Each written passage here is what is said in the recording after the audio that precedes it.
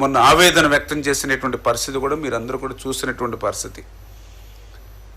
ఎంత విచిత్రం అంటే, ఎందుకంటే మేము కూడా చదువుకున్న వ్యక్తులుగా చూస్తూ ఉంటాం. అంటే ప్రపంచంలో 7 వింతలు ఉంటాయి, కానీ జగన్మోహన్ రెడ్డి ఒక 8వ వింతగా మారాడు ఇవాళ అబద్ధాలు అసత్యాలు చెప్పడంలో.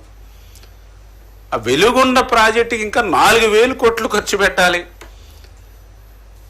ఆ వెలుగొండ ప్రాజెక్టుకి గట్టిగా అంటే చంద్రబాబు నాయుడు గారు లాంటి ముఖ్యమంత్రి 24x7 ఆయన కష్టపడినట్లుగా కష్టపడితే మినిమం లేదంటే లేదు 1.5 నుంచి 2 సంవత్సరాలు పడుతుంది అన్నటువంటి పరిస్థితి అది వెలుగొండ. అటువంటి వెలుగొండని జాతికి అంకితం చేసేసినటువంటి మహానుభావుడు జగన్మోహన్ రెడ్డి.